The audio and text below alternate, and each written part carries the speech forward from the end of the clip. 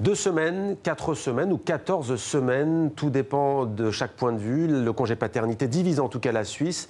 Bonsoir Mathias Reinhardt, merci d'être avec nous en direct de Sion. Vous êtes conseiller national du Parti socialiste. Alors, après le vote du Conseil des États, la chambre haute du Parlement helvétique, les jeunes pères devraient obtenir prochainement 2 semaines de congé à la naissance de leur enfant. Dans le secteur privé, précisons que c'est parfois 1, voire 2 jours. Pour les grandes entreprises, ça peut aller jusqu'à 8, voire 12 semaines.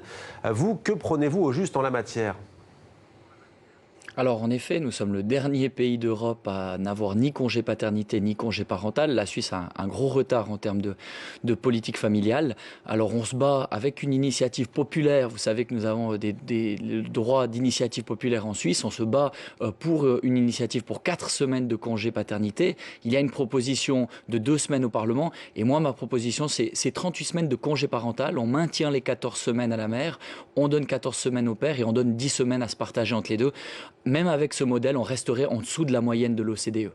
Alors la loi fédérale suisse prévoit un congé maternité de 98 jours, 14 semaines à partir du jour où il est octroyé. Pour quelles raisons est-ce que vous voulez vous aligner précisément père et mère, c'est-à-dire avoir 14 semaines, il me semble, c'est ça chacun, plus 10 à répartir entre les deux, ce qui ferait au total 38. Pourquoi ce choix égalitaire ? Eh bien parce que, et je crois que ça fait partie des envies de ma génération, j'ai envie de m'impliquer le jour où j'aurai des enfants et je crois que c'est quelque chose qui est partagé. Finalement, on devrait avoir exactement les mêmes conséquences à la naissance d'un enfant pour le père que pour la mère. Il n'y a pas de raison que ce soit différent. Ça aurait toute une série de conséquences positives également en termes d'égalité salariale, de place sur le marché du travail, de conciliation entre vie familiale et vie professionnelle. Puis tout simplement, c'est une question de bon sens. Aujourd'hui, les pères ont envie de s'impliquer dans la vie familiale, dans l'éducation des enfants et malheureusement, ils ne le peuvent pas en Suisse. À titre de comparaison, Mathias Reinhardt, l'Espagne c'est 8 semaines, la Finlande 9, la Norvège championne avec 15 semaines de congé pour les pères. Les plus mauvais élèves en la matière sont les États-Unis, Israël, l'Irlande ou encore la Nouvelle-Zélande. Alors la Suisse, si elle adopte 2 semaines, elle entrerait dans le club de la France, de la Belgique, de la Pologne et du Canada. Comment expliquez-vous sociologiquement ou anthropologiquement, si l'on peut dire, cette différence entre pays occidentaux ? La Suisse a pourtant la même culture que ses voisins. Ce qu'il faut préciser, c'est que les exemples que vous donnez sont justes, mais il faut encore y ajouter le congé parental. Plusieurs pays que vous avez cités ont en plus un congé parental que nous n'avons pas non plus. En Suisse, il y a un conservatisme qui reste relativement fort au niveau politique, pas tellement dans la société, mais au niveau politique. On a dû beaucoup attendre avant d'avoir le droit de vote des femmes. Hein, ça date de 71 seulement. Ça fait seulement une quinzaine d'années qu'on a un congé maternité au niveau légal. Donc vous voyez, il y a souvent la nécessité d'agir, de pousser, d'avoir des mobilisations populaires pour que le Parlement l'entende. Et on vient d'avoir d'immenses mobilisations, manifestations.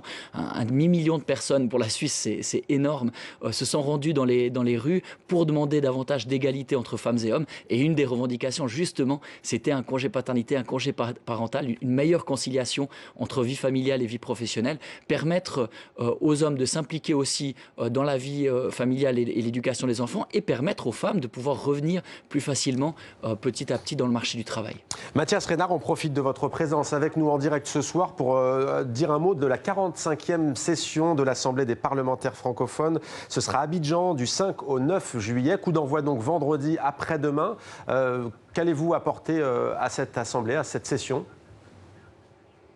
Oui, je me réjouis. Alors, je viendrai y porter un rapport sur lequel je travaille depuis 2 ans. Il concerne la traite des êtres humains. C'est une problématique terrible. Il y a des millions de victimes dans le monde.